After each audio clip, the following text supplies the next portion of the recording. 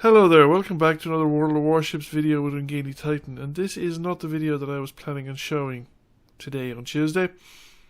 This is actually a video of a game that I've had on Monday. I had already recorded a World of Warships video for Tuesday, and I decided to show this one instead because A, I think it's a better game, and also it's a potential entry for the mods are running a competition on the Facebook group. And this week it's high calibers. Now, they're doing different medals on different weeks, or different combinations of medals. And I think I'll put a link to the video, to the Facebook post on my video description and to the group. However, I occasionally get high calibers. I don't get the other ones as reliably, and this is probably the best game I've had in the Iwaki ever. And in terms of damage, it's probably one of my best games so far. I think I may have done more damage in the Mahan. And I may have killed more ships with the Farragut, but because I think the Farragut's my only high calibers. So we're here anyway, and there's a nice bit of support available. We have a couple of destroyers, a couple of cruisers, the battleship hovering around. There's quite a lot of enemies though out there as well. So I'm hiding in a smoke screen initially just to try and get some damage out there, and there's Konigsberg steaming very resolutely for the map border.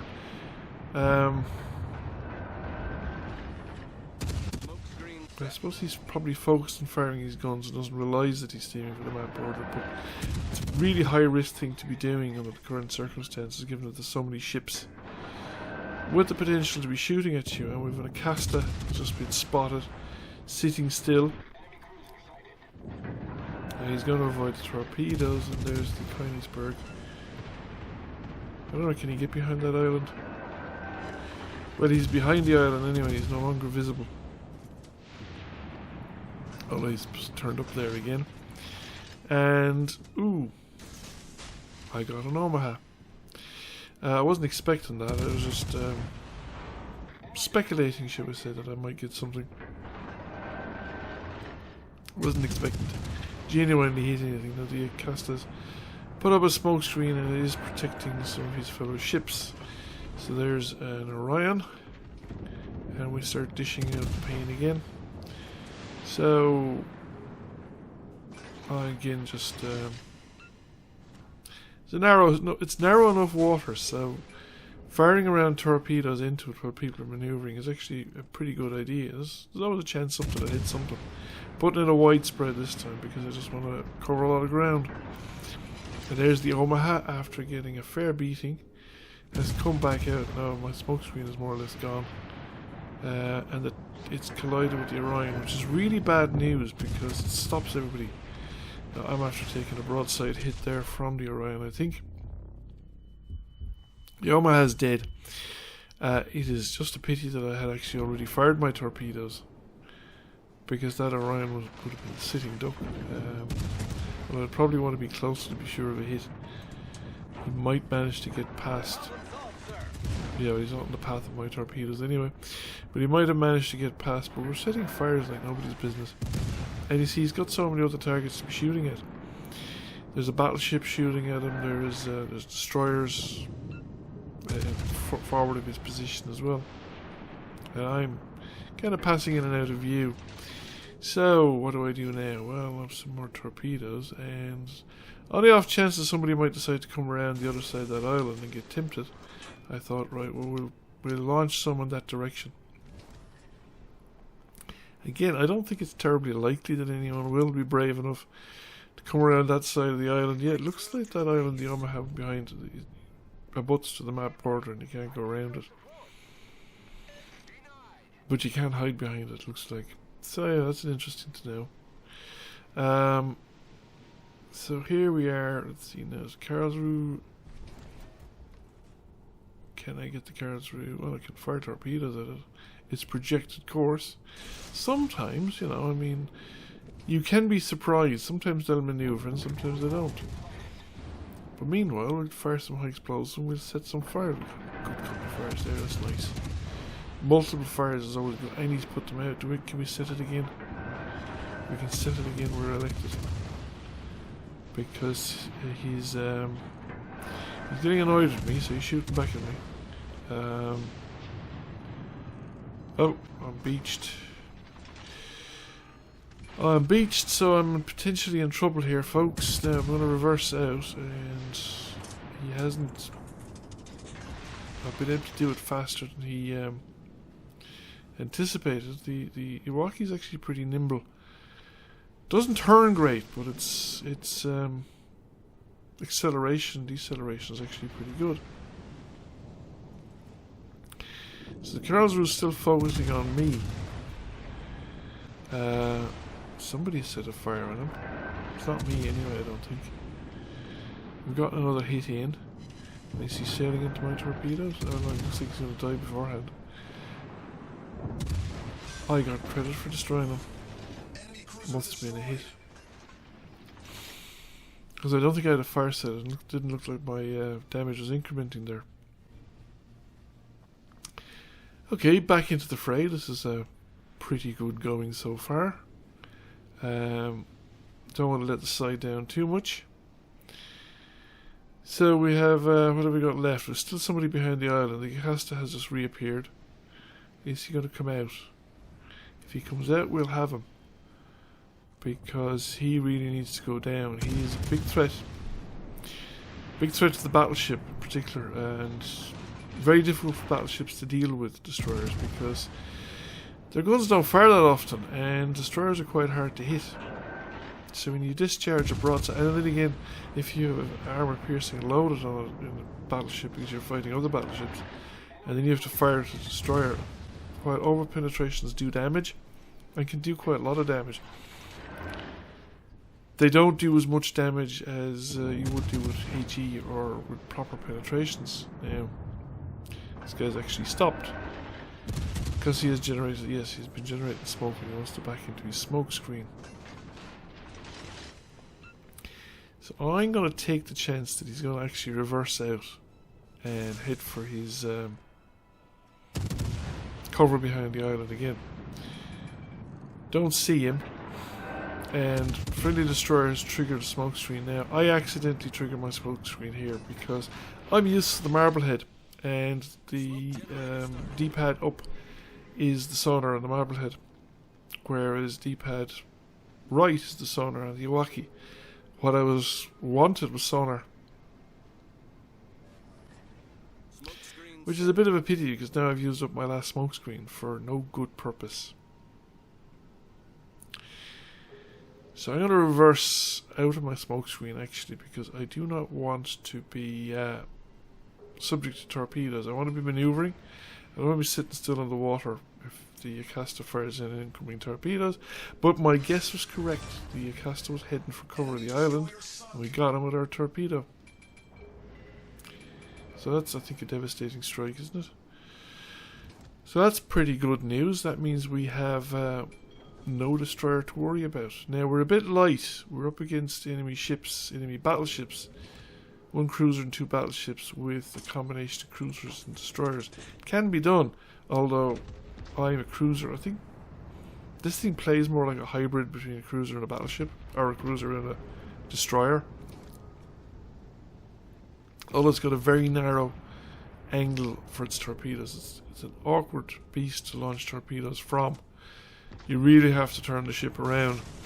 And it's not very flexible with that side of it, but it loads the torpedoes pretty fast. Orion looks like he'd been stuck on the edge of the island there for a bit, but he's pulled himself free and he's just beyond the range of my, he's heading beyond the range of my guns. The other thing is that as a team we're winning, and like, okay, people have probably done quite a bit of damage and it's very easy to get excited about sinking battleships and stuff like that. But what we want to avoid now doing is getting our ships sunk and losing. So I'm starting to play a little bit more cautiously, even though our destroyers and our other ships are pushing pushing their luck quite considerably. So we have one destroyer way down there. I can't quite make out what the name is. The guy that was beside me is chasing after the Orion. I have torpedoes going down range chasing after the Orion either, but I don't think there's much chance they'll catch him. Again, that was more speculation. Yeah, I think they're gone out of the water now. He's just at the edge of my gunnery range. And I suppose I'm going to stay behind the island anyway. This is the main reason I'm putting the islands between myself and the enemy ships. Because I want to make it as hard as possible for them to sink me. I'm actually an easy target to sink. So it looks like one of our fellow destroyers have managed to get quite a few torpedoes into the Orion. So a fire now would really ruin him, because he's probably used his repair party to control the flooding, and he's stopped in the water. Is he stopped in the water? It looks like I'm going to be crashing into the side of an island, which is probably no harm. I've already anticipated and actually got the ship heading into reverse at the moment. But that will keep me in the position of knocking in high explosives on the Orion. Oh, wow, fire, excellent. Because his repair party is almost certainly on cooldown, and that fire is just going to burn. So that's probably the Orion taken care of one way or the other. If the Allied destroyers isn't going to get torpedoes into them first, although we've only one Allied destroyer left, which is kind of, I suspected, what was going to happen. All our cruisers and destroyers have been, and there goes the Orion. So I'm just putting torpedoes on either side of the island on the off chance the Texas decides to come out at the right time to get a hit. I'm not going to go after the Texas, because that would be nuts. What I'm going to do is I'm going to go around to the other side of the island and see if I can get a better angle on the Texas and get some long range high explosives so you can farm damage on him, because I don't want to be sitting there now. It looks, there's no smoke out of his smokestacks. It looks like he's sitting there dead in the water. And I'm going to stay away from him. Okay, that was anticipation he was moving. But we're going to drop some rounds onto him directly. I don't know whether he's awake or not, whether there's somebody at the keyboard or not. But anyway, that hits. Still no reaction. I am detected. Otherwise I'd sit here and farm the damage. But since I'm detected, his guns aren't quite pointing at me. But I don't want to take the risk that he will suddenly wake up, point the guns at me, and drop a broadside on me, and just take me out of the game. So that's my high caliber. And we're just farming damage here, because those guns haven't turned yet, have they? I don't think so. Just got the Confederate. And she's burning away nicely. The kamikaze is closing in. So I was going around to the other side of the island to see if I could farm a little bit more damage. But I have a strong feeling that Texas is AFK. Because he's not using his damage control yet either, and he hadn't taken any real damage. And he hasn't been really in the fight much lately, so I have a feeling he's AFK. But he got that far, and there was torpedo strikes, and that's it, he's down. So that is it. High caliber Confederate, and what was the other one? Devastating Strike, I think. We'll see now. Yeah, Devastating Strike, high caliber Confederate. 80,000 damage. Yes, I think that could be one of my best results ever. I think 75k was my best before that. So I just took a screenshot on the Xbox so that I'll have a screenshot.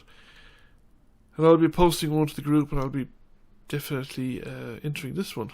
So we came number 1 by experience. The Kamikaze came number 2. So after all, that was a pretty good game, and I certainly enjoyed it. Thank you for watching. I hope you enjoyed the video. If you did, give it a like and a share. Feel free to comment. If you've not already done so, please subscribe to the channel. I will catch you all again soon. Bye for now.